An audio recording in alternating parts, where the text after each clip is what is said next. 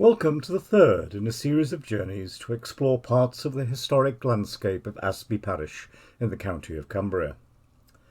For those new to this series, this first screen is to help you get a sense of where Asby Parish is. Marked by a yellow pin, we see it in the context of Northern England.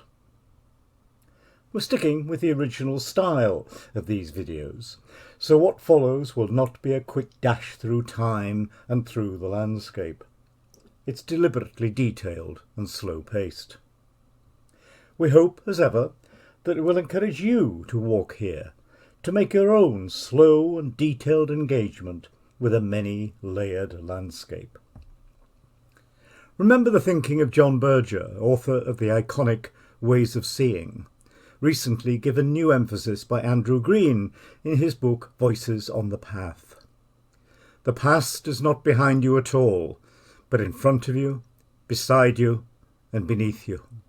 It's in a path, a tree, a building. They all possess time depth, and to walk along a sunken lane is to follow in the footsteps of the countless people who have tramped that path before. We're going to look through a series of different windows in the landscape to examine different aspects of its history. It won't be a seamless narrative in chronological order. We'll simply look through those windows to the past as we come across them. We'll leap around 4,000 years or so of human history, although most of it in the last 1,000 years, but we'll look across many more years than that, upwards of 300 million or so, when we touch on some geological features. Let's move a little closer to where we're going to walk. We are looking down on an area of land in and to the south of the village of Great Asby, which is about 5 miles south of the town of Appleby in Westmoreland. In August 2016, the parish of Asby was incorporated into the Yorkshire Dales National Park as part of the Westmoreland Dales. Today we're going to start our walk by the bus shelter in the village. Its position is marked by a white icon with a star at top centre of the screen. And then we'll walk in a clockwise direction towards Burter Gill Barn, there at the bottom of the screen, and, continuing in a clockwise direction, return by way of the wooded Asby Gill, although many of that wooded gill's ash trees are now affected by the dieback disease of that species. If you want a more detailed introduction to the village itself, then look at a 3-part video of a circular walk around it, which can be found on the parish website. We're going to look at some aspects of the history and geology of the landscape you see below us, as well as examining some of the man-made structures within it. We'll end by looking at that part of the village we'll walk through on our way back to the bus shelter, having emerged from Asby Gill.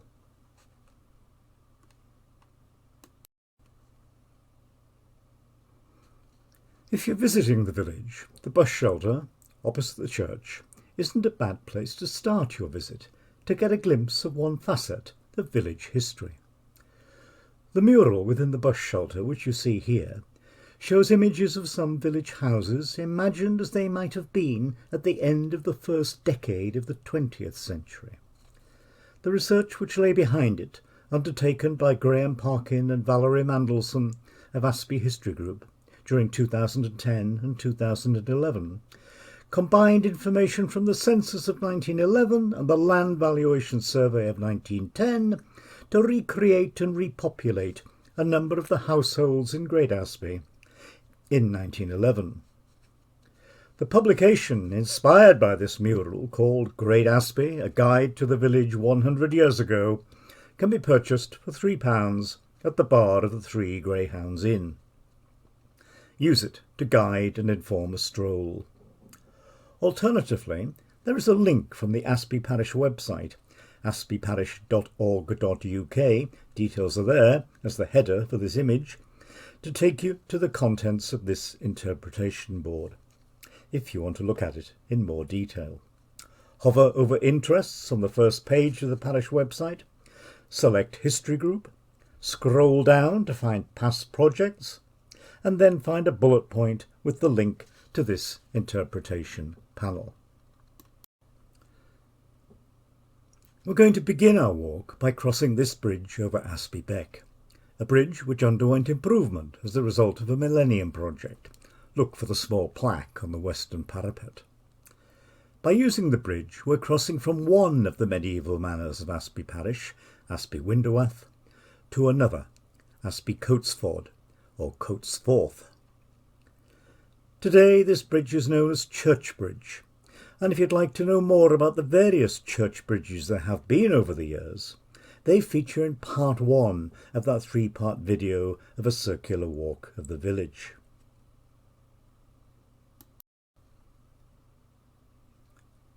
Once over the bridge, we cross the road to enter what is known as Priest's Path, or the Monk's Path. You can see the finger post pointing along it. Both names are possible.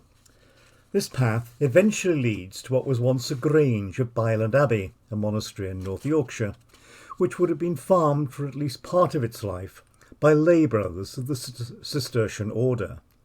And further on, the path reaches the hamlet of Little Asby, where there was a chantry chapel from the 14th century until the Reformation. So this could have been a path taken by the lay brothers of the Grange, the Monk's Path, or by the priests from the chantry chapel, thus the Priest's Path, coming to assist the parish priest in the ancient church in Great Asby at very busy times, or perhaps used by the priest of St. Peter's Parish Church going to the chantry chapel.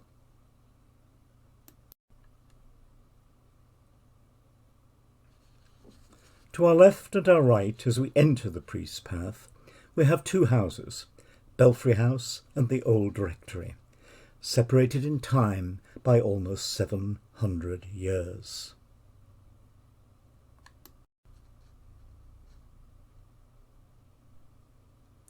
On our left is Belfry House, built in 2020 using local materials by local craftsmen from Kirby Stephen. It is built to a high specification in terms of energy efficiency, Category A rated, and incorporating features such as an air source heat pump and solar panels with batteries integrated with the national grid. A striking example of the continually evolving housescape of the village.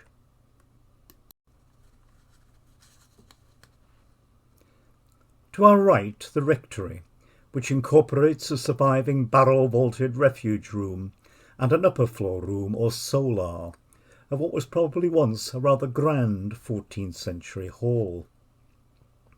There is some speculation that that hall may have been constructed by a wealthy 14th century rector of Asby, Thomas de Annandale.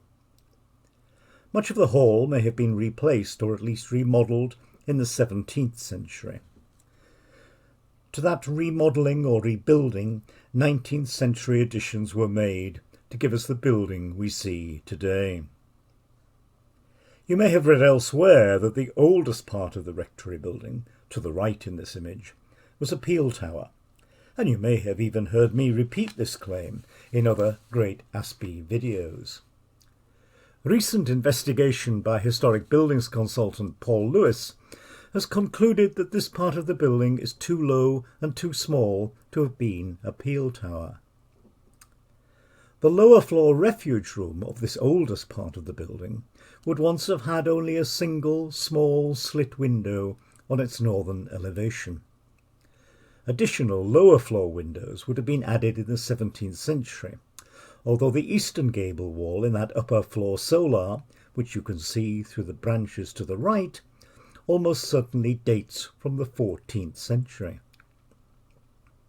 If the foliage to the right wasn't in the way, the sharp-eyed viewer would have noted that that upper window does not appear to be aligned with the roof ridge, and that the northern elevation of this older building appears to have been heightened. Could that have occurred when additional windows were positioned in the upper floor as well as the lower floor of that northern elevation at some point in the 17th century? This is a complex building, and it may be that Paul Lewis's most recent interpretation of it will also be challenged.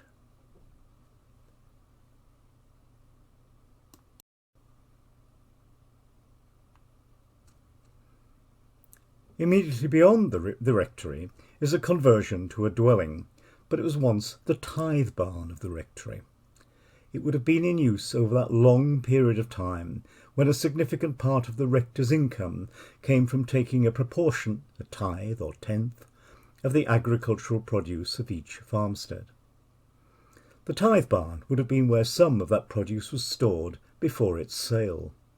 Eventually, tithes were commuted to cash payments.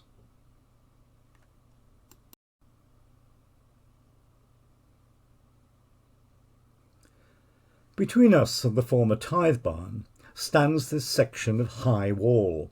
That's a 1 metre ranging pole for scale in the centre of the image. This wall was included in a survey of dry stone walls in Asby parish, commissioned by the Westmoreland Dales Landscape Partnership and undertaken by landscape archaeologist Dr. David Johnson. As you see from the header on this image, it has now been published by the Cumberland and Westmoreland Antiquarian and Archaeological Society as Dry Stone Walls in a Westmoreland Landscape, subtitled Asby Walls in Detail and in Context. In this publication, David writes of the wall we're looking at, and I'll use his words. It is the eastern curtilage wall of the former rectory, alongside a broad vennel. That, of course, is the priest's path on which we're walking, leading from the road to the former back lane and the arable strips beyond. David continues, and you can see his words here. The wall is exceptional in this area, standing 1.8 metres high below the top stones and 60 centimetres wide at that height. It is straight-sided, flat-topped, lacks courses, and has a prominent plinth at the east end. There is some structural evidence within the wall fabric of what might be 14th century stonework. High-status walls of that era tend to have a blocky nature, which this one does. At the eastern end, the wall has really massive quoins, suggestive of an early date. So, a wall which may have served as an enclosure for livestock in the event of a raid during earlier, more turbulent centuries. However, David urges that we should be careful about ascribing specific dates. It is obvious, he writes, that the wall has been rebuilt or repaired at various times, so caution is needed in attempting to date it. Here we see our walk route in yellow to show its relationship to a feature, marked red, that I'm going to talk about. I'm not going to cover all the detail of village history that can be found in my village walk videos, but I will say that some historians see Great Asby as an example of what is often referred to as a Norman planned village, laid out after this village was finally conquered by the Normans in 1092. David Johnson's words of just a few moments ago included mention of one of the features of such planned villages, the back lane. Here, the line of that back lane is marked red. Its full length is no longer accessible, but you can see where the line of the lane is crossed by the route of our walk. Back lanes ran behind the line of housetofts, the plots on which the houses were built, and the narrow crofts, the rectangular fields immediately behind them, to give access to those crofts and to longer crofts, or even the common arable fields or town fields, as they were often called in this region, further beyond. In childhood memories of village residents from the 1950s and the 1960s, stiles which would have given access from this back lane to the croft fields were still in place. One elderly resident recalls that the back lane gave him an escape route from village school bullies.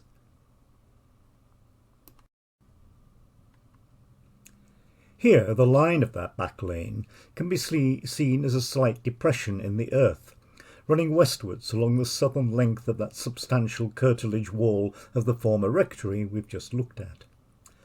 The red and white ranging pole on the ground in this image is laid across the width of the back lane. Various encroachments onto the lane have taken place over the years.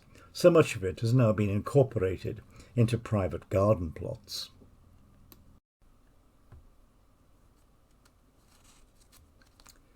Beyond the line of the back lane, we'll begin to climb one of two low crofts. On days of good visibility, turn to look to your left, where you will have excellent views of the Pennine Hills on the far side of the Eden Valley.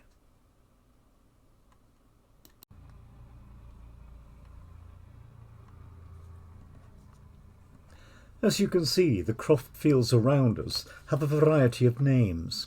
Some are straightforwardly descriptive, Low Croft and High Croft.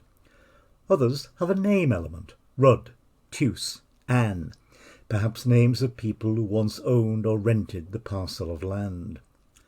Work on field names in Shropshire has concluded that the name of a field owner or tenant was most likely to become attached to the field at the point when it passed out of their hands, when the new owner or tenant would refer to the field using the old owner's or tenant's name. The croft we're walking through, like the plot on which the new Belfry House was built, was once glebe land. This was land made available to support the clergy of the parish. On reflection, this may have been another possible reason for the priest's path acquiring that name, because it passes through what was once the priest's field.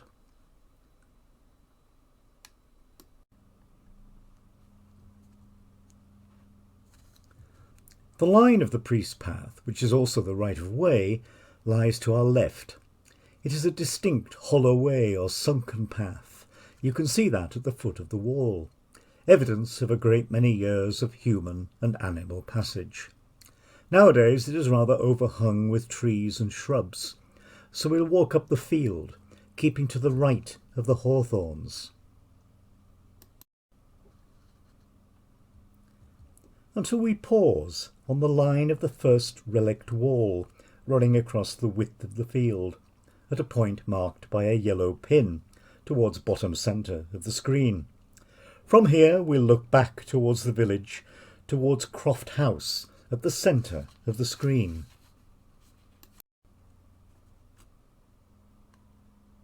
Around Croft House, a white painted house, labelled in this image, we have another example of more recent housing development and change of land and building use. When the owner retired from farming, the farmyard and its buildings were no longer needed for agricultural use and became a small housing development. You can see those properties, camera side of Croft House. Now look to the centre of the skyline in this image, towards the abandoned and now derelict farmstead of Stannerstones. You can see its name written across the ash trees on the skyline, just above the derelict building. It was a victim of an earlier period of changes in farming. The farmstead takes its name from one of the common or town fields of the manor of Asby Windowath. There's a fair old mix of soil types up there, so that common field may have been a mixture of arable and meadow. Curiously, one part of that field was still in what were unenclosed medieval meadowland strips until well after World War II. Local man Arnie Morn tells of people going up there to cut their strip of meadow. He adds, people didn't have many cows then, so you didn't need much hay.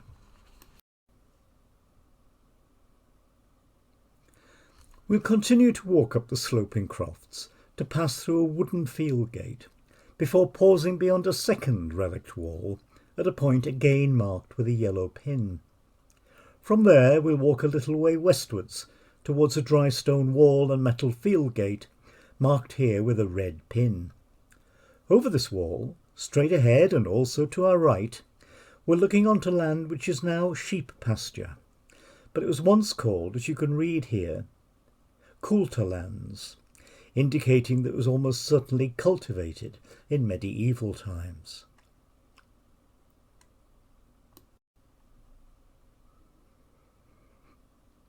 That name, Coulter lands, probably derives, as you can read at the top of the image, from the Old English word coulter, the vertical cutting blade in front of a ploughshare.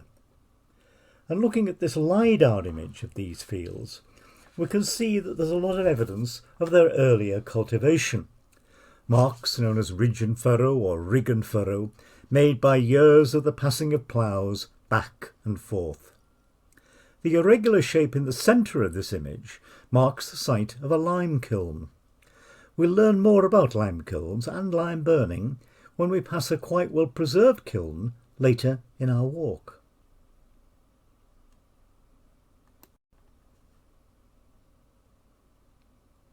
In the late 17th century, one parcel of these culture lands, marked here as school land at the bottom of the screen, was one of a number gifted by George Smith to help fund the foundation of the village school. Smith was born at the farmstead of White Walls, just to the west of Great Asby, and he eventually became Bishop of Carlisle in 1684. During the 16th and 17th centuries, the setting up of grammar schools became quite a common act of charity. By the middle of the 19th century, this parcel of land, like all the others gifted to found the village school, had become known as school land. If we look towards the western horizon from this same stopping place marked with the red pin, we have a good view of Linglow Hill labelled in this image, with the trees of Mark Closewood visible to its right. There may have been a Bronze Age burial cairn on this prominent landscape feature. There are other burial cairns close to it, as well as possible prehistoric cultivation terraces and possible ancient territorial boundary banks. But all of that is another walk across the Asby landscape, with more stories to be told. We'll walk back to the line of our path, then on towards another field gate.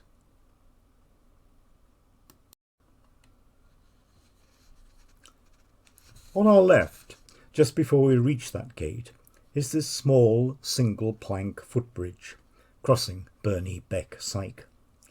Note those large boulders incorporated into the wall beyond the bridge. More about similar boulders in a moment. But we paused here to reflect on the likely derivation of the name of this little watercourse, Burney Beck Syke.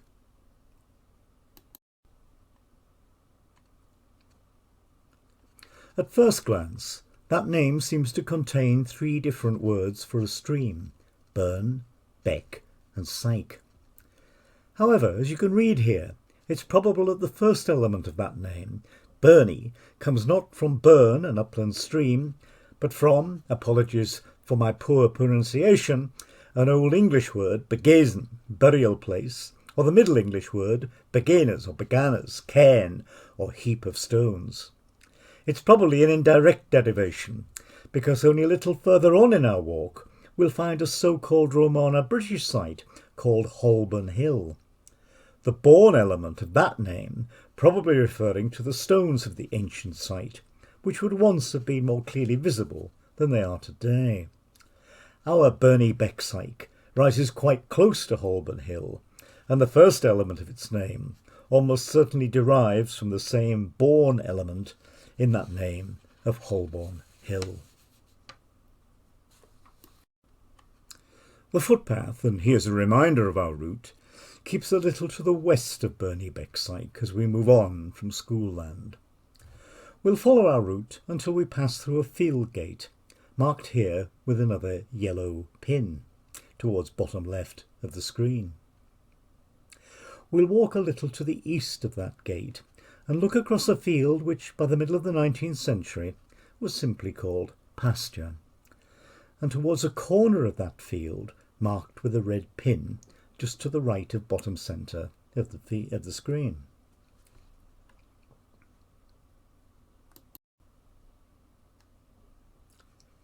In this corner we find a group of Shap granite glacial erratics.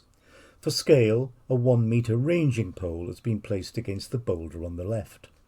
An erratic is a rock whose lithology shows it could not have been eroded from the local rock, or, if you'd like a little more geology speak, an erratic is a boulder of one lithology sitting on another lithology when there is no stratigraphic explanation for why it should be there. We know that these rocks would have been carried from their place of origin, what is now known as Shap Pink Quarry, over 7 miles slightly to the north of west from here, carried by the glaciers which covered this area until around 20,000 years ago. The ice, perhaps as much as 200 metres in thickness, decayed in situ over Asby, and boulders like these, shaped by their thousands of years of being rolled along close to the bed of the glacier and ground by finer debris in the glacial flow, was deposited as the ice melted. Emeritus Professor Paul Carling, living locally, and who's made a study of the locations of glacial erratics in this landscape, points out that some notable boulders were used as route markers or boundary markers and often bear distinctive names. Others were split to make gate stoops, included in clearance walls around fields, or used to help protect riverbanks from erosion. The boulders we see here may have been cleared from this field, now called pasture, when it was cultivated at an earlier date. For, like the coulter lands we looked at a few moments ago, this field too shows clear LiDAR evidence of lines of previous cultivation. There may be evidence here of cultivation using ox ploughs. Were these erratics dragged here by oxen to clear the field many centuries ago, or are they here as a result of more recent work using a tractor? All around us, as we stand at our pause point, are what were once, as you'll have realised from what I've been saying, the medieval cultivated town fields of the manor of Asby Coatsford. Today we're walking through permanent pasture. Up until the time of the Asby parish tithe map of the 1840s, which recorded crops grown in each of these fields, some parcels of land were still arable, the greater part of coulter lands, for example. But as industrial towns developed and the rail network became denser, and as labour for cultivation became more expensive in the second half of the 19th century, these fields would have been increasingly used to produce milk and meat for new and, thanks to the railways, now more accessible markets. Will 21st century changes in diet and landscape management, now being discussed widely and intensively, change the use of this land once again? We've come back to that field gate we came through a few moments ago to take a closer look at one of its gate stoops or gate posts. This one still has the remains of an iron fitting for hanging a gate. The other stoop has a hole through it between its front and rear faces to take a chain or rope to secure the gate. These stoops are rough limestone, almost certainly levered from one of the beds of limestone found across the local landscape.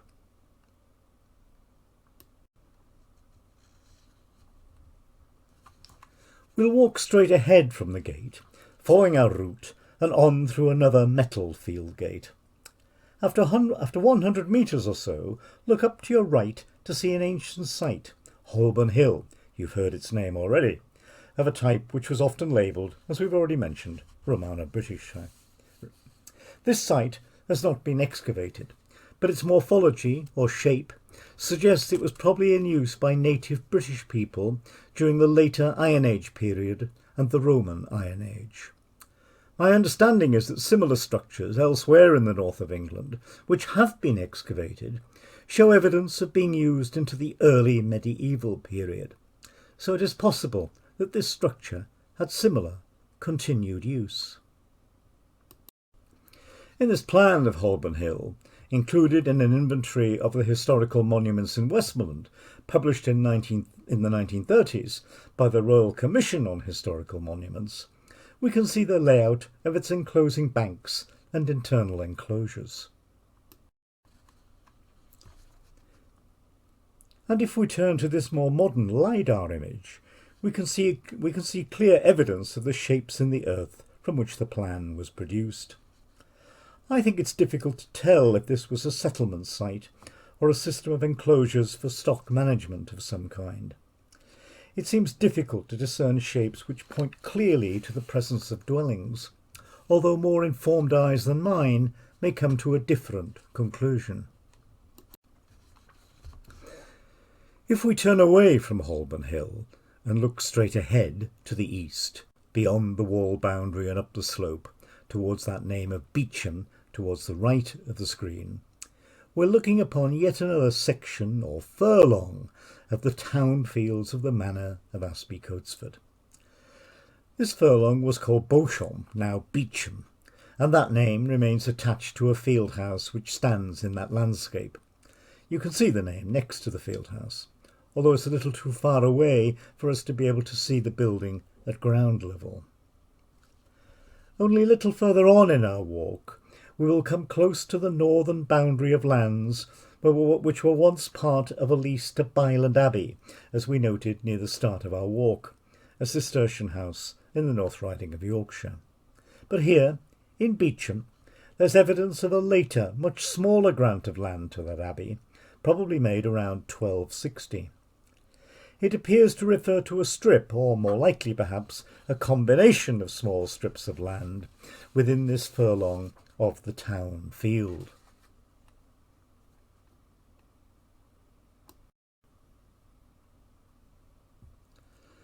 This land was given by a Roger Monting or Mooting of Askerby to the abbots and monks of Bellland, an older name for Byland. You can see on the screen the translated words of the charter granting the land. 5 acres of arable land in a furlong called Beauchamp, as we've said, that's our Beecham, between the land of William le Englis and of Thomas Blueth. Quit claiming all charges that the abbot and monks have been overstocking the pastures. It looks as if this was part of the conclusion of a dispute between Monting and Byland, whereby Monting withdrew his allegations about Byland overstocking pastures. Perhaps he made the gift by way of redress to Byland for what was an unfounded claim.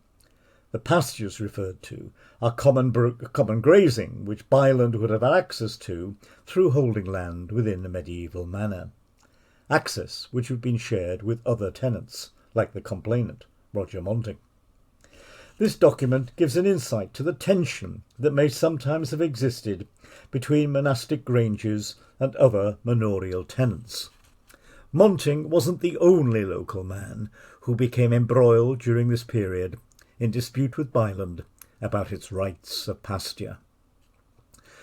The description of Beauchamp or Beecham in this document as a furlong, the clear reference to arable land, and the description of the 5 acres being located between the lands of others, are all things which show that Beecham was part of the town fields or common fields of the manor of Asby Coatsford.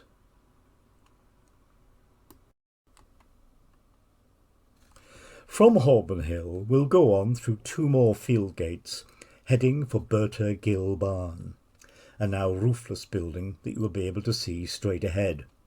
I've labelled the position of that barn towards lower left on the screen. But after passing through the first gate, about 2/3 of the way across the field, look up the slope towards the southeast corner of that field, marked here with a yellow pin just to the left of the centre of the screen.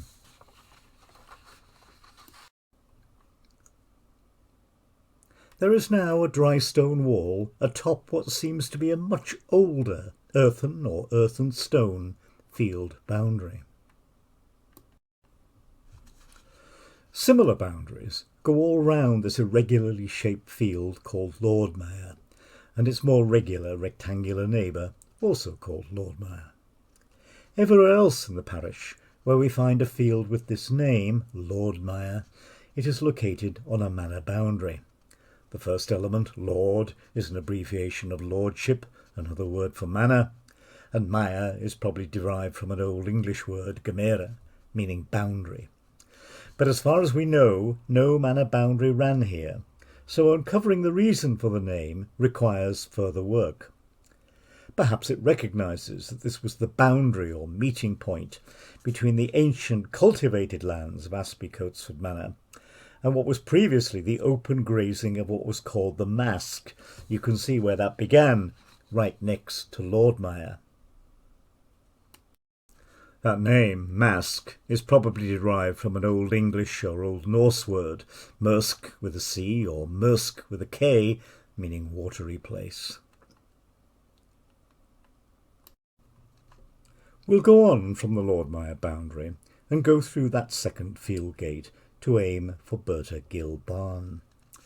On some maps the name of the barn morphs into Burter Gill, but documents such as farm sale notices from the early 20th century clearly refer to this as Burter Gill. The first element of its name may derive from the Middle English word Burtre, meaning elder tree, and if my pronunciation of Middle English is anywhere near correct, you can see how the name could have sometimes been changed to Burter Gill. The condition of the barn you can see here has deteriorated quickly. A book of local walks published around the year 2000 featured this barn with roof still sound on its front cover. Once a roof is damaged, a building quickly begins to fail. It's often argued that buildings like this one, called fieldhouses or field barns, began to be built as outlying fields were enclosed, and that most are probably of 18th or 19th century date. However, there is evidence that some of these structures may date from an earlier period, and it could be that part of this building, which lies to the right, itself dates from the 17th century. Hay saved from nearby fields would have been stored here, and cows or younger cattle would have been housed here in the winter. Higher ground at one end of this building, to the right, would have made forking hay up and into the forking hole in the north or right-hand gable wall much easier. The field in which the barn is located was probably always pasture. Hay would have come from fields to the north and the east of it. Looking at what remains of this building, constructed primarily from sandstone, but with a limestone plinth at the base of the wall, we can see that it has undergone change during the course of its life.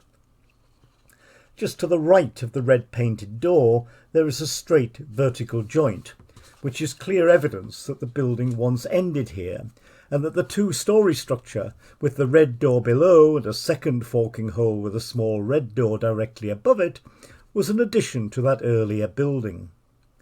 The red door gave access to a byre, where, as I've already said, cattle would have been housed over the winter. The blocked ground floor doorway, now in the centre of what had become an extended building, would have previously been the entry to a byre area. It is likely that use of that byre was changed to house, instead of cattle, a greater quantity of hay, with the cattle now in the new byre area to the left. Above and to the right of the blocked doorway you can see slits that would have provided ventilation to stored hay. They are in the upper wall and the lower wall to the right of the building, and were probably ventilating what was called a sink mew, where hay thrown in through the forking hole in the north gable end would have been stacked from floor to roof timbers. Often a smaller person, or even a child, would be the one packing down the hay. There was a series of holes in the north gable wall to enable that person to climb down from the forking hole when the mew was full. Asby parish native Arnie Morn, now in his 80s, whose recollections we heard earlier about meadows still in medieval strips in the fields of Stannerstons, well into the second half of the 20th century, recalls regularly coming to this barn at 6 a.m. on winter mornings in the 1950s before he went on to his daily work at the large farmstead of Breeks Hall, a mile or so to the east of Great Asby. Then there would have been 9 young cattle, or stirks to use a dialect word, housed in the byre here. 4 tethered on one side of the group, the dung or urine channel, the dung and urine channel, and 4 on the other side. That channel, the group, would have run from the red door we see here across to the opposite wall. The doorway from the byre through to the sink mew at the right of the building was used to tether a 9th animal. So, Arnie explains, he would have to untether it to get through to the mew to get hay to fodder the cattle.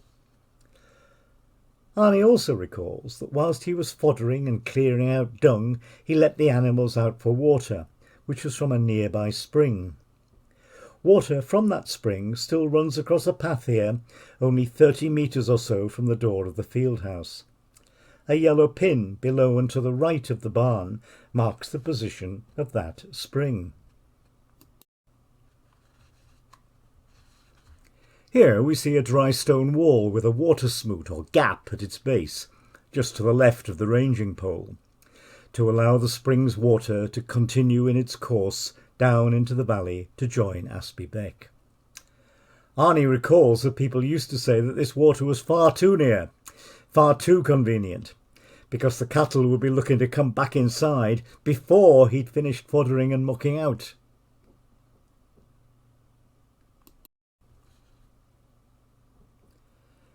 By the time Arnie was carrying out his early morning chores here, around 70 years ago, hay was baled, not stacked loose as it had once been. So those bales would have filled the mew to the right here, remember, as well as the loft above the added byre area to the left of the building.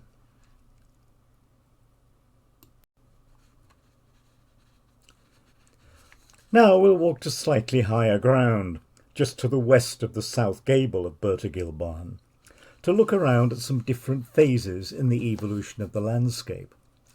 First, we'll look in the direction of the white arrow below Burter Gill Barn, which is pointing more or less towards the south.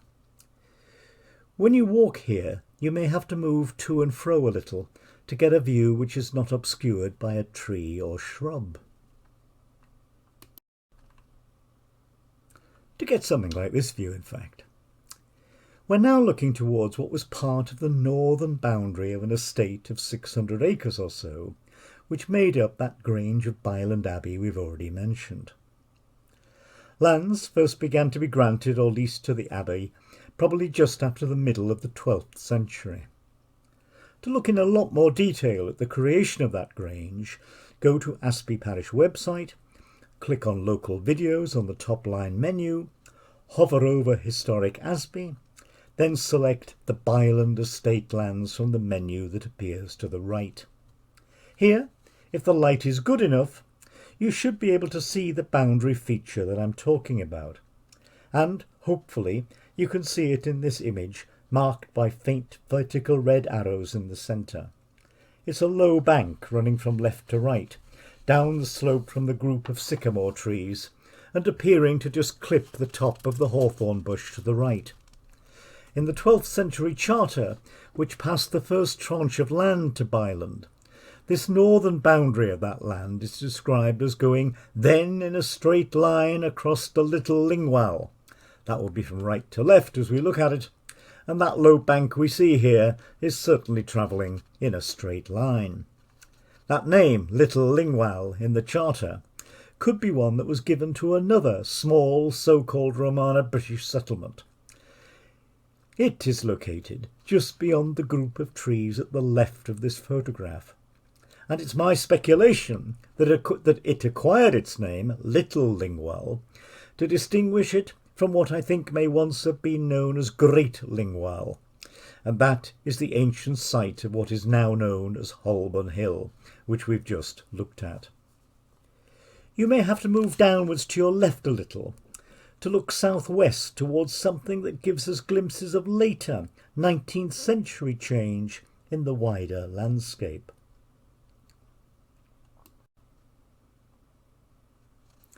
Just above and to the right of the sycamore shelter belt in the mid-distance are large square or rectangular fields with ruler straight walled boundaries. These form part of the 1874 enclosure of what had been shared common grazing in Asby Windowath Manor. These ruler straight boundaries were created on the desks of surveyors employed by the enclosure commissioners in the 19th century. They present us with very different shapes in the landscape, compared to those predominantly smaller fields, closer to Great Asby, enclosed by a gradual piecemeal process of enclosure of common arable and meadow, which may have begun as long ago as the late medieval period.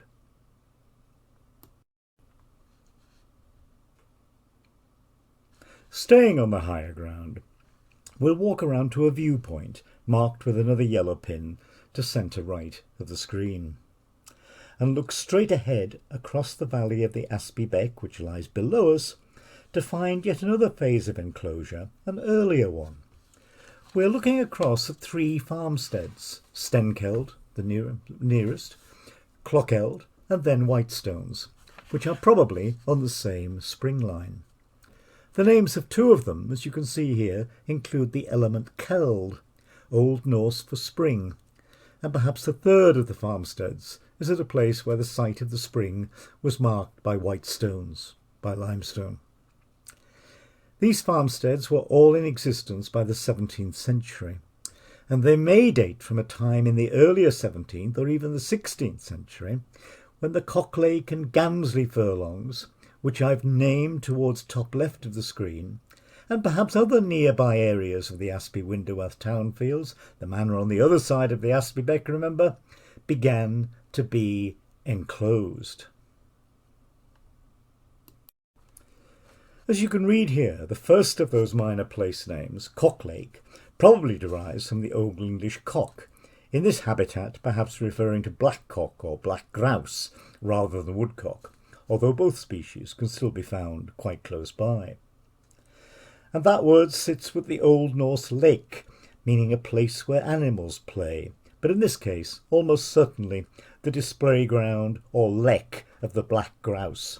Lek is a word you may have heard before. The second name, Gamsley, top left above the text box, may derive from the Old Norse personal name Gamel, or even a dialect word, Gammy, meaning lame, crooked or deformed, perhaps used as a way of describing some element of the local topography. We'll continue on the line of our walk route, going away from Burter Gill Barn and towards Asby Gill.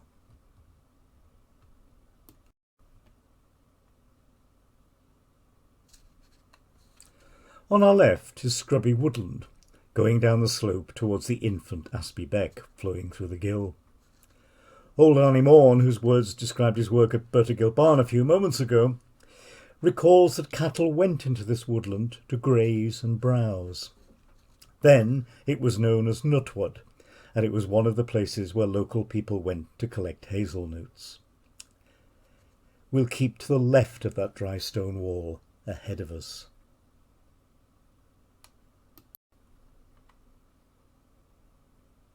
And we'll make our way towards the first of 2 fairly recently installed pedestrian gates, fitted by Yorkshire Dales National Park rangers, which give on to a path that goes down into the gill. A little way down this path, on our right, we find these bedding plains of limestone. Again, I've put a 1 metre ranging pole to the right of the image for scale. As a lot of you will already know, and here I'm drawing very heavily indeed on the text of Introducing the Geology of the Westmoreland Dales and the words of Elizabeth Pickett, many of the rocks of the Westmoreland Dales date from the Carboniferous, a time of shallow tropical seas and deltas that lasted from 360 to 300 million years ago, when the landmass containing Britain had drifted close to the equator. Sea creatures flourished, and their remains built up on the sea floor as limy, shelly beds. Over time, these deposits hardened to form a thick sequence of limestone. People have used the area's Carboniferous rocks for centuries. Limestone, of course, was quarried for use in walling and building, and still is.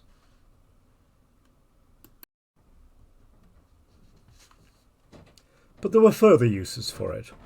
On the right, after going through a field gate only a few yards down the slope from the bedding plains we've just looked at, and about 100 metres beyond the gate opening, is a surviving lime kiln. You can see its position marked on this aerial view.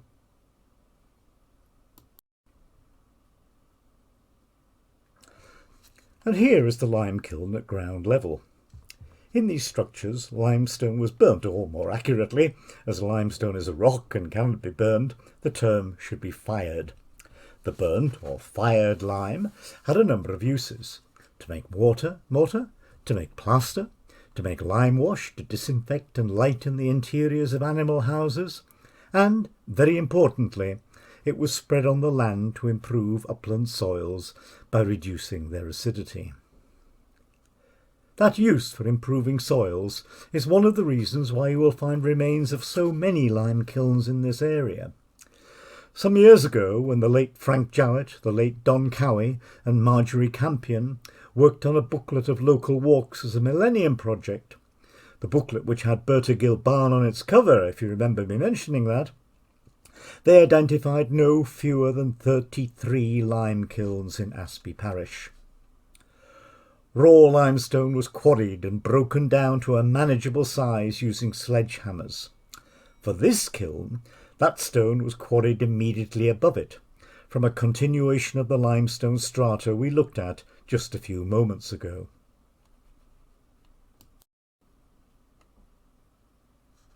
We'll use this diagram showing a cross-section of the type of kiln we're looking at in Asby Gill, a draw kiln, to get a clearer idea of how these kilns work.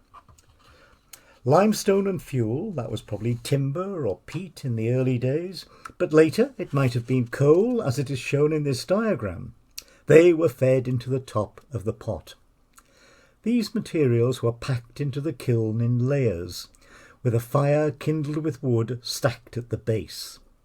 This ignited the bottom layer of fuel, which burned through, heating the layer of limestone above with the draught drawing the fire through and eventually igniting the next layer of fuel above.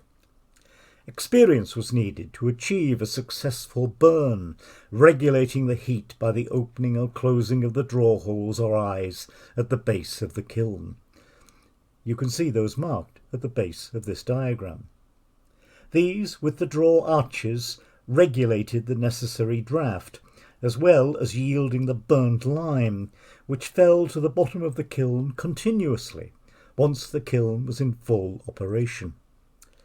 Above the eyes there was often a poking hole, through which an iron poker was pushed to riddle the burning lime. You can also see that marked on this diagram with a little figure operating the poker. Surviving draw kilns are stone-built, often square or oblong in plan, widening towards the bottom, and sometimes built into a hillside, just like this one we've stopped to look at. Having gone to this closer view of our kiln, we can see where features we saw in the diagram survive in this structure, with a 1 metre ranging pole again placed for scale. There, labelled, are the draw holes or eyes at the base, and higher up the structure, there is the poking hole, just beneath those words. Let's move away from a structure which helped to bring limestone, formed hundreds of millions of years ago, into a new relationship with this landscape, and continue our journey. We'll walk away from the lime kiln, marked at the bottom of the screen, and towards the bank of Asby Beck, and begin to follow the beck as it makes its way along the wooded gill. After about 100 metres on our right, we'll encounter a cave, a rare feature in these parts, formed by dissolution of the Carboniferous limestone.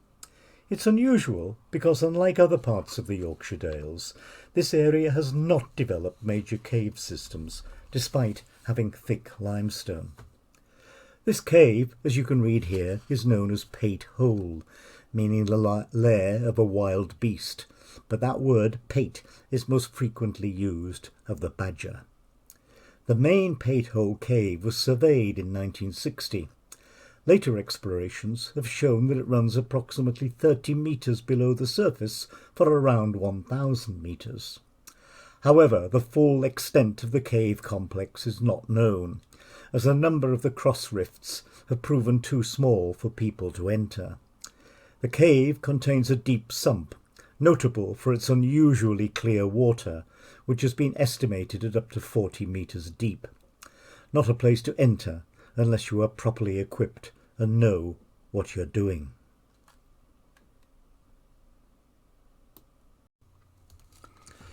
An edition of a publication called The Monthly Magazine from 1802 pointed to a more melodic feature of this cave. A visiting writer, as you can read here, tells us that a violin played upon at this place, which is frequently done by inhabitants in the summer evenings, sounds like a number of musical instruments in perfect harmony. Later, we'll hear about an 18th century fiddle player who lived in Great Asby. Perhaps he sometimes played here of a summer's evening. And could this be something we should encourage present-day villagers to revive?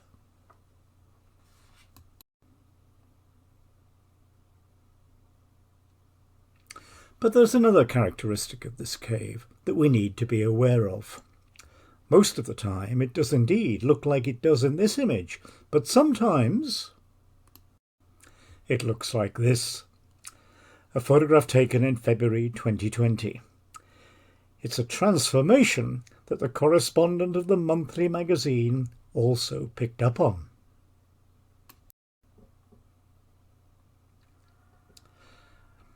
Out of this cave frequently issues a large quantity of water, he wrote, and you can read this with me, which, as the entrance is low and straightened, has been known to discharge itself into the air to the height of 6 feet above the opening.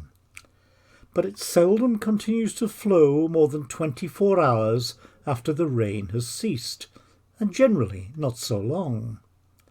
At the flux and reflux of the water, a great noise is heard to the distance of several miles, and which sometimes resembles the loudest thunder.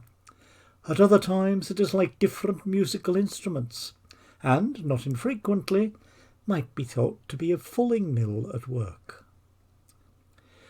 These noises are probably occasioned by the air that has been confined in the different cavities having obtained enlargement, and the echo being very great throughout every part of the cavern causes them to be heard in remote places and in different sounds.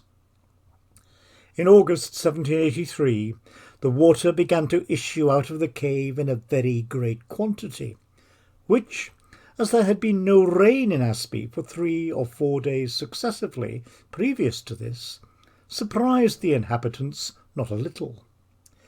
They, however, afterwards understood that much rain had fallen on that day between Shap and Crosby Ravensworth.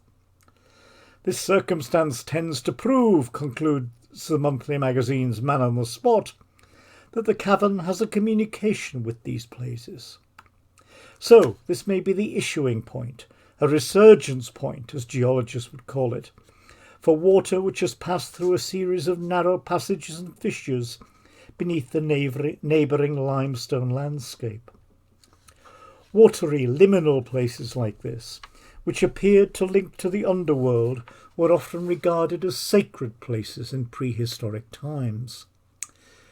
Peighthole's closeness to Holborn Hill, just to the right here, it's no more than 400 metres away, may have meant that it was a site sacred to the people who once lived or worked at Holborn Hill.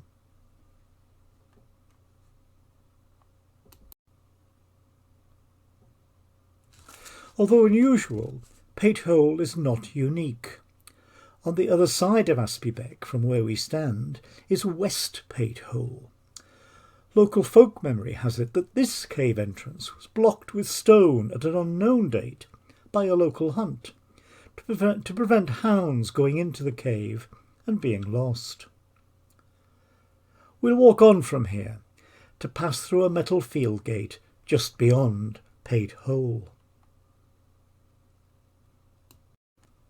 You can see our route still marked here, and we'll pause just beyond the metal field gate at a point marked by a yellow pin at lower centre of the screen. As you can see, we're in a quite narrow pasture, gill land, and, as you can't see from here, it's also pretty level.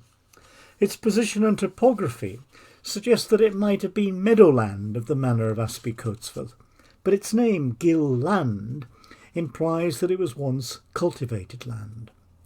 One historian of field names tells us that the word land referred to an enclosure consolidating ridges of the open field or town field strips.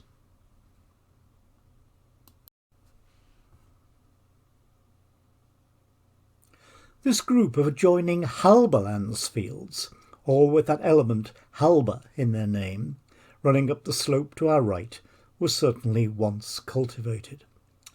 LiDAR images of the kind we've already looked at for other fields show rig and furrow, evidence of frequent ploughing. If you walk here, rig and furrow is actually pretty clearly visible on the ground, in both Halberlands and above them high Halberlands, without any need for LiDAR. And this group of fields sharing a name is also an indication that there were once another furlong of the cultivated town fields of Asby Coatsworth Manor. The first element of their name, Halber, probably derives from their proximity to Holborn Hill and some changed spelling and pronunciation of its name. As you can see, it lies to the right, close to the top of the slope these Halberlands fields are climbing.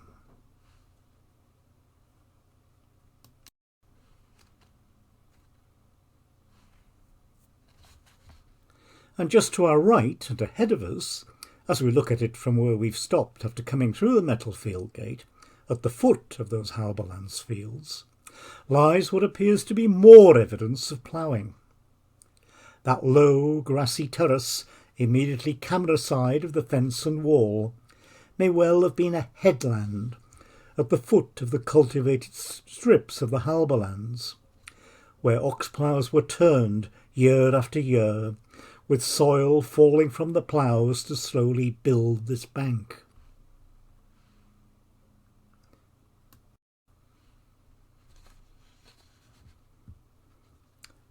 We'll turn away from this probable headland and walk towards the edge of the beck, continuing to remember that this was once the boundary between the two village manors, and that fields on the opposite bank would have been in the manor of Asby Winderwath.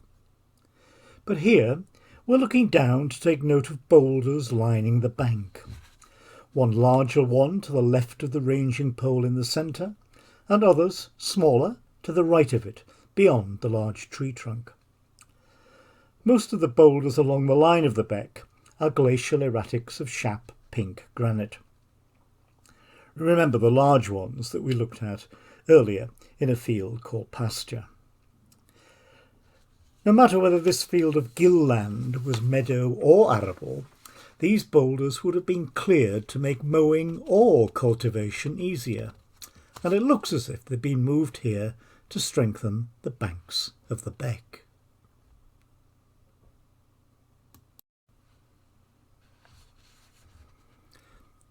Now we're looking across the beck.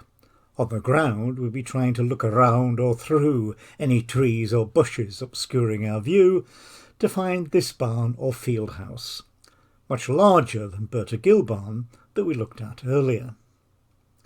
Particularly noteworthy in this building are the number of square ventilation holes in those parts of this building which held hay, different to the vertical ventilation slits we saw in Burter Gill Barn. This barn stands in a field called Euthrops. A strange sounding name, you can see the spelling above the image, which at first hearing sounds as if it should have something to do with female sheep, with ewes, or a more local pronunciation, yows. But it's a name which has evolved over the years. Some of the names it has had sound rather like the present name, Euthrops, others less so, such as a rather suburban-sounding Enthorpe from the 1840s.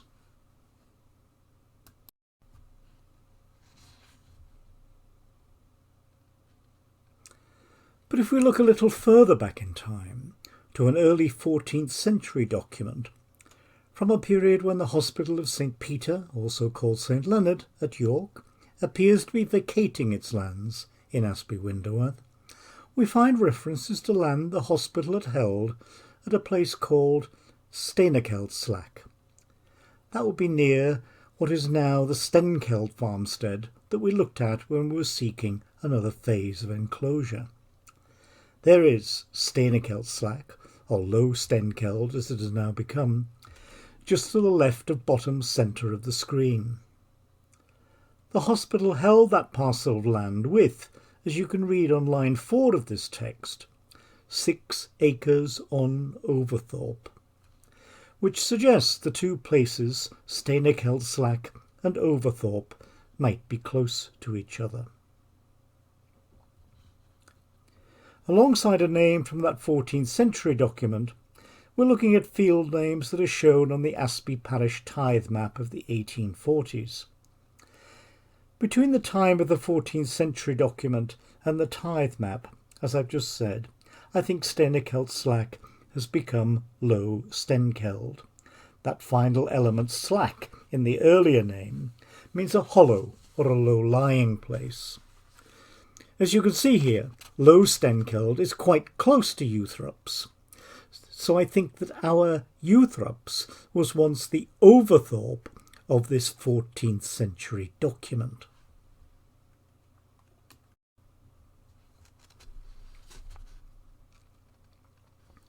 That name element, Thorpe, as you can read here, is an old Danish word for an outlying secondary settlement, an outlying farmstead, or a small hamlet dependent on a larger place. Its relationship to a larger place, we're told, is often indicated by direction or position. So you might have an upper or lower Thorpe, an east or west Thorpe. In our case, the upper or higher position is expressed with the word over. So a translation of Overthorpe as upper secondary settlement gives us something very close to the meaning of the present-day town head, marked here at upper left beyond the west end of Great Asby. And bearing in mind that the pronunciation of Overthorpe might have been something like Auerthorpe, it's not too difficult to see how Overthorpe may have become Euthrops.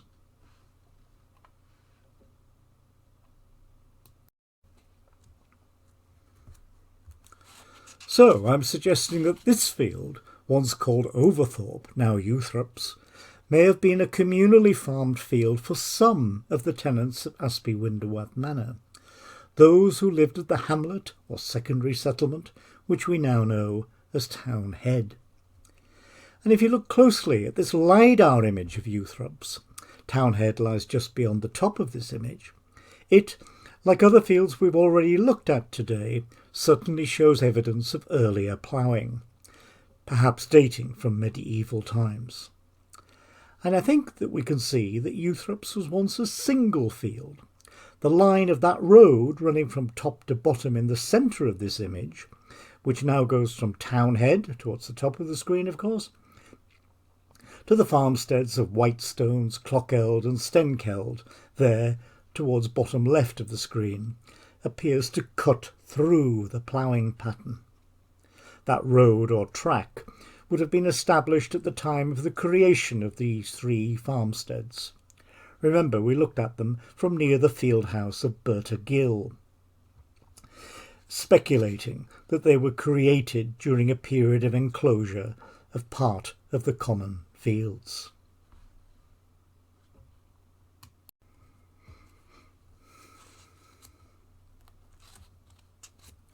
We've gone back to showing the line of our walk route, and it's time to turn our gaze away from Euthrops and head downstream, towards this gate in a new post and well mesh fence, with a huge accumulation of boulders to the left as we look at it.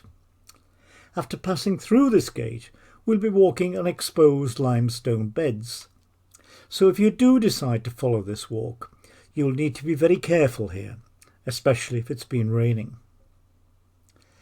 After 20 metres or so beyond this gate, begin looking over a post and wire fence to your left.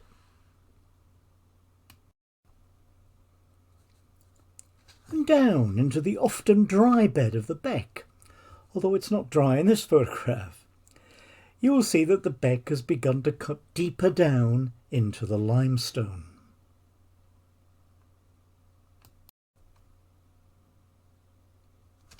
Soon, walking on, you will spot this deep cylindrical cut. To guide you to it, the 8-digit grid reference number is on the screen. NY 6781 1242.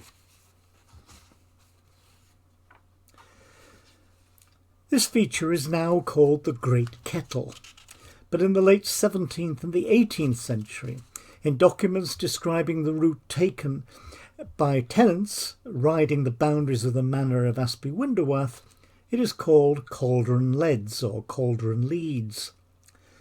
It is one of several potholes in the bed of Asby Beck, formed by erosion of the limestone, especially when the beck is in spate, and stones are swirled around to deepen the holes.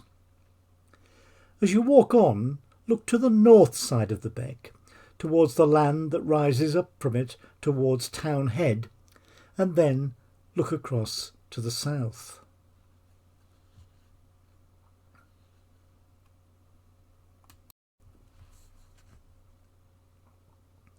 There, on the south, you will see this shallow, rocky escarpment. It's pretty certain that what we're looking at is part of the south wall of a much wider gorge, through which a much bigger post-glacial meltwater torrent of Asby Beck once flowed. Over the millennia, the beck has shrunk markedly, making it what geologists call a misfit stream, a small beck flowing through the wider gorge cut by its once more powerful flow. An alternative possibility is that the beck is flowing through the vestiges of a cavern system, which its once raging waters collapsed. On now into the final field of our walk. On the south side of the beck, up through the trees, are the houses of what is now called Town Head, but once, as we've just talked of, it may have been the secondary settlement of Overthorpe.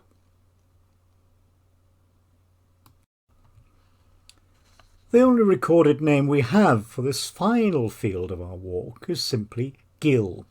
The site of Gill Well was ahead of us, close to the fence line by the beck on the left. So our walk through Gill will provide our exit from Asby Gill and its range of interesting and curious geological features. We'll head for the far end of the field, to the left side of it, close to Asby Beck, to follow a final stretch of footpath passing through 2 pedestrian gates.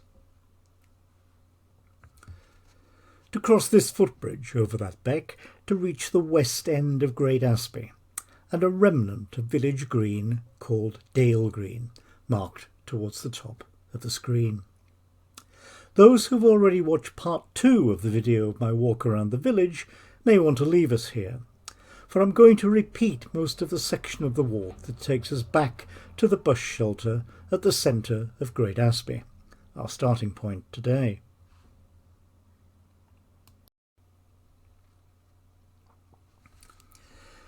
We'll begin by looking at this probable packhorse bridge, which crosses Dale Beck coming down from the north, and which runs beneath the road here. It's sometimes known locally as the Roman Bridge, but it probably dates from the 17th century. Although there was once a ford here, where a bridge now carries the tarmac road over Dale Beck, the existence of this packhorse bridge close to the ford site may indicate that the ford could not always be safely crossed by animals bearing valuable loads, using a packhorse route over Gaythorne Plain to the west.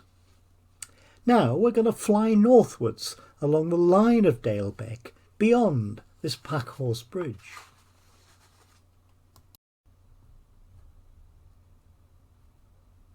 The land we're now above would almost certainly once have been an outgang or driftway, along which livestock would have been taken to and from manorial open summer grazing on Asby Winderwath Common.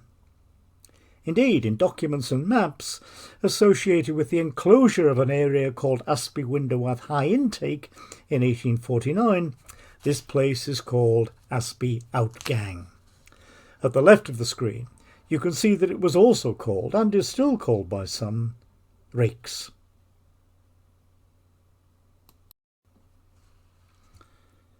As you can read here, Rake is a dialect word for a path, especially a path for cattle, and is probably derived from an Old Norse word, rake, or an Old English word, haraka, meaning a throat.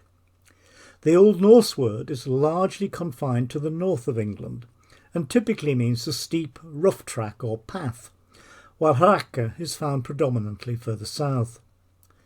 The track here was probably pretty rough, and in some places it still is. But look at the shape of the red line on the screen, roughly drawn around the boundaries of rakes. And you can see that the word may have been used here to describe the topography of this area. We'll see one end of that feature, that throat, viewed from our position on Dale Green in the next photograph.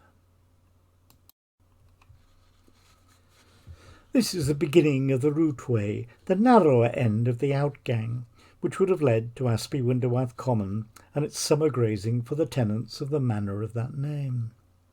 Today this track takes you to the farmsteads of White Wall, the birthplace of the man who founded the village school in the 17th century, if you remember, and Asby Gill.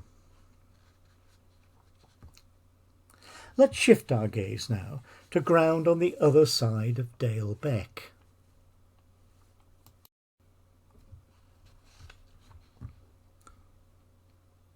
Fiddlercroft, bottom centre, immediately above Dale Green, was once a narrower piece of land, a croft behind what may be a lost medieval toft. In the 19th century, it had a horizontal division. The upper part of it, as you can see from the screen, shared the name of High Croft with a line of adjacent crofts. The name of the lower part may come from the croft being owned or tenanted at some point by someone who was a fiddler. The parish records do include a baptism on January the 6th, 1771, of John, son of Thomas Clement, Thomas being described as a fiddler. He's the man I was thinking of when we were reading what had been written in the monthly magazine about villagers playing their violins at Pate Hole. It's also possible that the name we see here simply indicates, as we've seen elsewhere, ownership or tenancy by somebody with the surname Fiddler with a single D.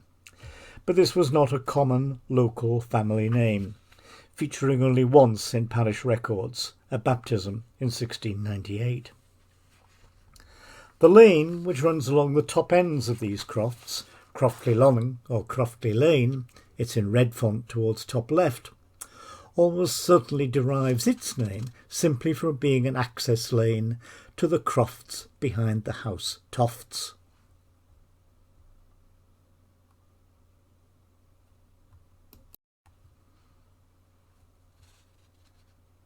We're concentrating on Dale Green once more. This area may have had a very particular relationship to that summer grazing which was reached by going along rakes. You can see the line of the present-day track just above the text. It's possible that Dale Green was once one of the milking greens to be found in medieval villages in this area. They were located at the village ends, as this one is, of outgangs like rakes.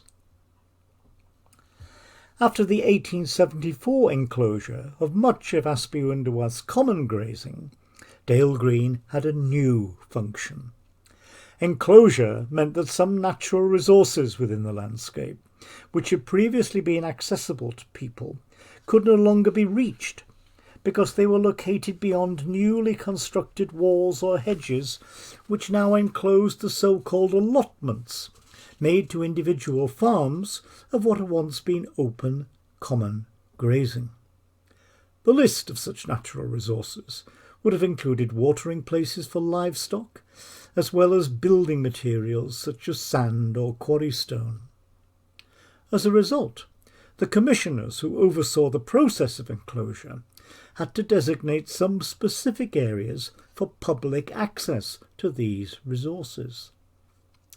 Around Asby Parish, for example, we find sites of public quarries, public sand pits, and communal watering places for livestock.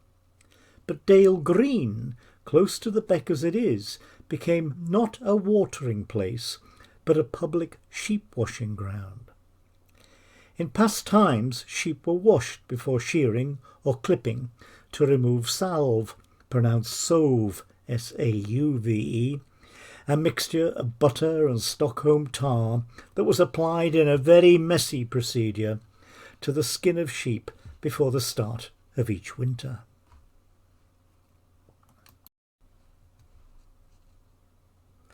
Sale Lane, marked towards lower left of centre here, which runs more or less southwestwards from Dale Green, probably obtains its name because it too was once an outgang or driftway to yet another summer grazing place. That grazing place was what is now a group of 8 fields, a mile or so along Sale Lane, each of which has the element sale or sales in their name. Sale Lane, there are 2 of them, sales, 2 of them as well, short sales, also known as windy sales, low sales, middle sales and high sales. These fields are located on either side of Sale Lane.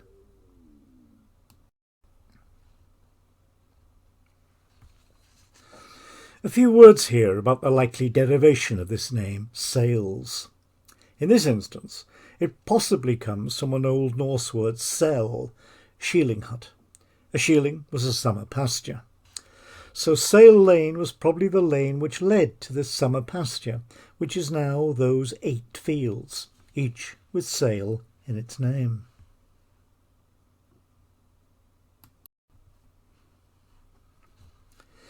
In my guided walk of the village, I give a passing thought to buildings which might have been encroachments on the village green, but for which there is no surviving documentation about their creation.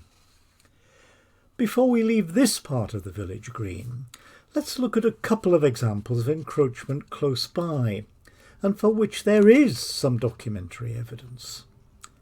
The house we see named here, it too is called Dale Green, was described in the 19th century Manor Court Book of Asby Winderworth as the Encroachment House. A court book entry written by the lord of the manor himself, John Hill, in June 1858, sheds more light. It mentions a Joseph Ellison of Asby Winderworth, and I'll read John Hill's words to you. Joseph Ellison inhabits a house built upon the wastes, that's just another word for the common land, of Great Asby, for which he pays 1 shilling, 5 of our current pence of course, rent to me annually.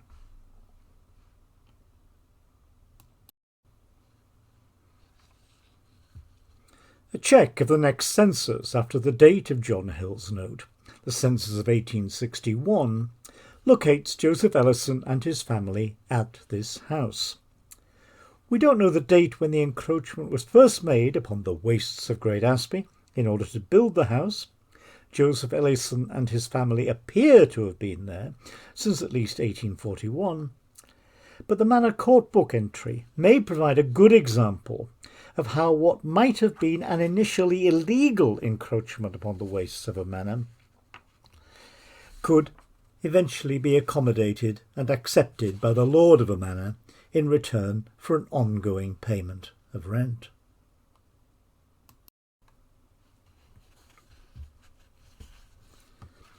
A very different process of encroachment is to be found in land obtained for the gardens of this row of cottages, once known as Mounsey's cottages, now called North View, to the west of Dale Green. Those gardens are immediately in front, i.e. camera side, of the row of cottages. The garden area closer still to the camera, this side of quite a tall hedge, was enclosed later for a different purpose. More on that in a moment. This encroachment upon the green for the Mounsey cottages gardens was negotiated and recorded. An Asby Winderworth Manor Court Book entry for April 12, 1872 records that a Johnson Mounsey came to the court to seek, and I quote, a portion of waste for gardens for cottages erected by the said Johnson Mounsey.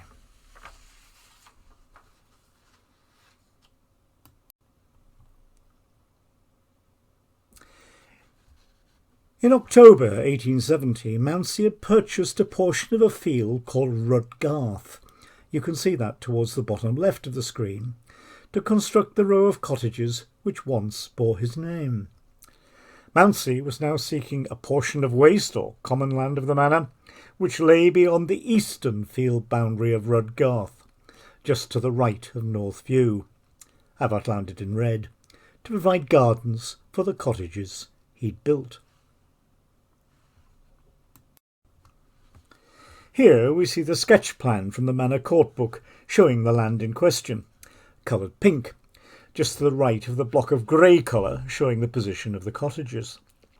This was another act of nibbling away at what had once been a much larger Dale Green. Mounsey was successful in his application to the Manor Court. He obtained the land for an initial payment of 1 shilling to the lord of the manor and an ongoing annual rent, also of 1 shilling, the same sum that Joseph Ellison had been paying for the encroachment house. Perhaps this was the annual figure that had been established by what was called the custom of the manor for a small portion of land taken from the common.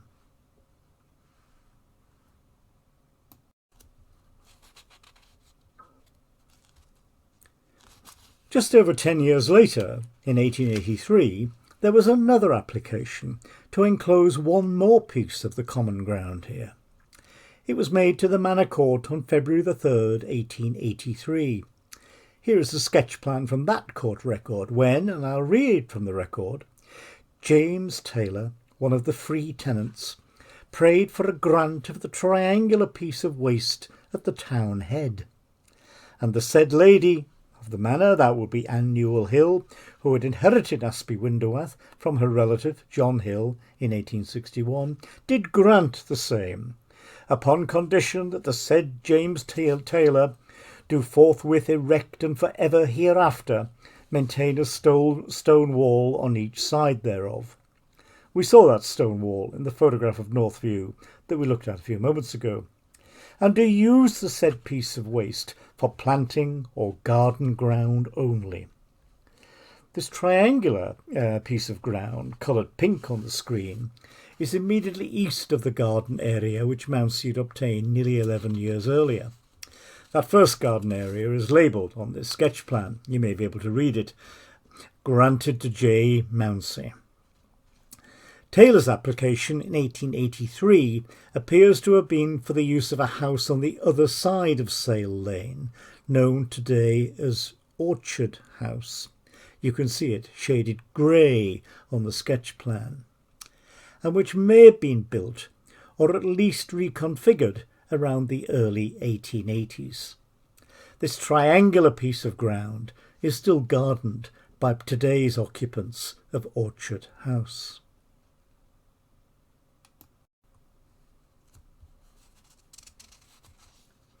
We'll turn away from Dale Green to face east. On the ground, if we were to look beyond a 20th century bungalow, the gable that would face us, and that would be the left gable end of the house in this photograph, is that of Dallison House. In the past, it's also been called Dallinson House, with an N in the middle. It almost certainly takes its name from the surname Dallison or Dallinson.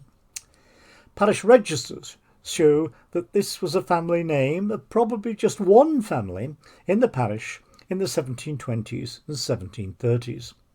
That may be an indicator that the house was constructed around that date. Perhaps it was the home of, or even constructed by, a John Dallinson, whose wife Grace died in 1720 and who married again in May 1721. The second marriage was to be short-lived, for John himself died in August 1723.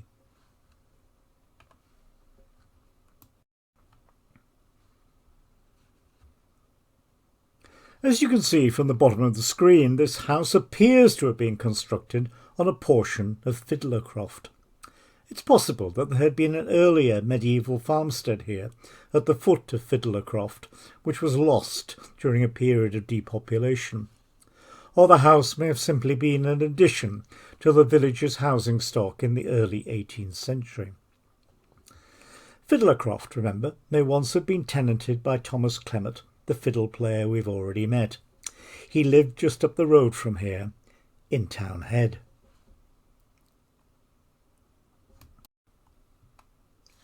Next on our left is a modern housing development called Riverside View, constructed right at the beginning of the present century, on the site of what was Riverview Farm.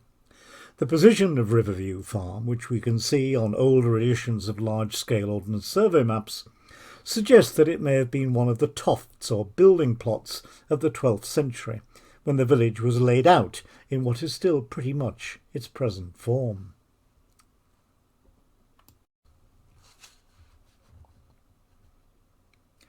This aerial view of the old Riverview farmstead survives. The farm buildings and farmhouse are to the right of centre in this photograph. There is the white-painted Dallison house, which we've just looked at, to the left of them. The farm buildings were demolished to make way for building the new housing development, but the farmhouse still stands, just east of the entrance to the modern development. Here it is, now just another part of the domestic village-scape, but its typical linear arrangement points to its past life. I'll give you a few moments to take it in. Living area to the left, former byre and hayloft to the right, but those now converted to accommodation. Just beyond the surviving farmhouse of Riverview is this building, Iron House. It's another good example of the linear farmsteads of Great Asby, and yet another illustration of the way in which those parts of these linear farmsteads, which once housed cattle and stored crops, have been converted to domestic use. Until relatively late in the 20th century, the eastern end of this building, to the right as you're looking at it, would have been used for livestock and fodder. Wherever possible, use would be made of the natural slope of a site, as it was here, to ensure that animal effluent flowed away from the domestic part of the building. Iron House was also the location of one of a number of small shops to be found in the village in the 19th and 20th centuries, a grocer. Today there is no shop in the village. The name of the house probably comes from that of a previous occupant. The surname, Ion, can be found in the parish register from 1669 to at least the early 19th century. Some suggest that the surname itself is a variant of the commoner surname Hine, with the loss of the initial H. As a further indication of the family's presence in the parish, there are fields, once called ions and iron guards, the second element of that name from an Old Norse word for enclosure, gatha, located in the manor of Little Asby. And there's also an ions wood.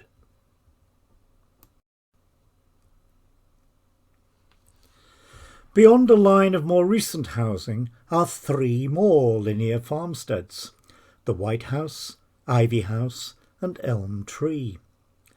It is possible that these three farmstead sites, not the buildings of course, date from what is seen by some historians as the planned Norman settlement of Great Asby. Each of them will have been rebuilt a number of times, and each has a visible date stone marking one episode of rebuilding.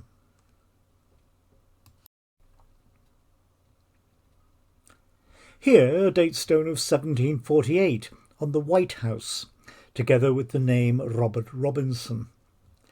His name stands alone, and he could be the Robert Robinson living in the village at this date, whose wife Isabel had died in early January 1737.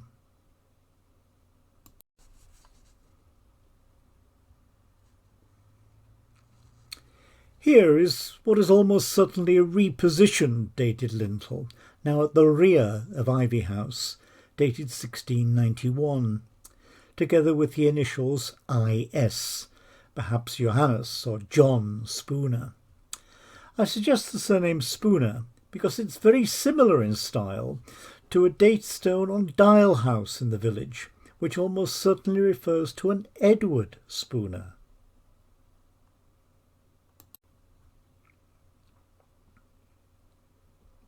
And finally, less clear this one, I'm afraid, 1694 for elm tree, along with the initials IR and TR.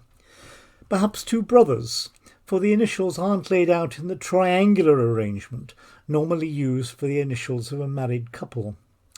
But we don't know their identity for certain. There's a possibility it could be Johannes or John and Thomas Robinson, both born in Asby parish, who would have been in their mid-30s in 1694. All of these date stones almost certainly show dates of rebuilding, and the latest, 1748, for the White House probably indicates a rebuilding which gave the house its more formal front elevation. When legal judgments made it possible for customary or copyhold tenants of manors to bequeath their tenancy to their heirs, properties held under this form of tenancy became akin to freehold. There was then a preparedness to invest in these properties, prompting a great deal of rebuilding in stone between the mid-17th century and the mid-18th. Each of these three date stones, as we've just seen, falls within that period.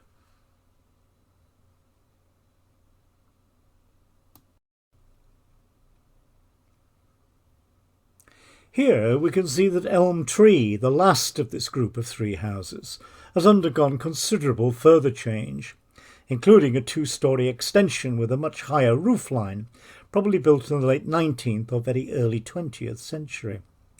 The older, lower structure to the left, the one with the 1694 date stone, still has a circular stone staircase in an outshot at the rear of the building, a not uncommon feature in this region. The steps are much worn, probably by the iron protectors that were fitted to the base of alderwood clogs. This staircase in the older part of the building may have been constructed as early as the 16th century, at a time when the upper floors of houses began to be used for sleeping rather than just for storage.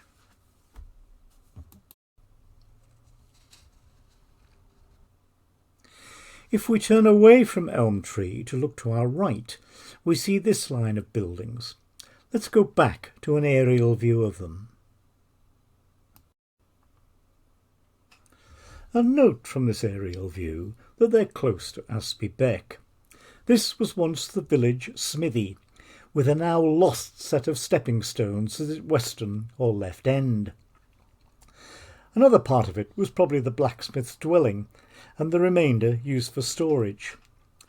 It was clearly yet another encroachment on the village green, but encroachments of this kind, for buildings which served a community purpose, like a blacksmith shop, were relatively common. The extreme west end of this building, where the smithy label has been placed, is a relatively recent addition, but the area immediately next to it would have been the blacksmith shop, with the bellows, forge and anvil. At least one house in the village has a 19th century cast iron range, bearing the name of one village blacksmith, John Hewitt, who was here in 1885. Perhaps that was made at this smithy, although there's some evidence that village blacksmiths sometimes bought in ranges of this kind and placed their own name upon them. Samuel Smiles, writing in 1863, suggests that this building was also the place where a very famous son of Great Asby, Joseph Clement, or Clement, learned his first metalworking skills. He was born in Townhead, Great Asby, in June 1779. Another son of Thomas Fiddler Clement, who we've already met. Joseph eventually became a leading precision tool engineer in London, and, arguably, he was the country's leading precision tool engineer in the first half of the 19th century. Most famously, he worked on Charles Babbage's difference engine, generally regarded as a mechanical forerunner of the computer. And just ahead of us is the bus shelter, with its mural of the village 100 years ago, where our walk began. Thanks a million for watching. Keep checking the Asby Parish website to discover when the next in our series of Asby Parish walks is available.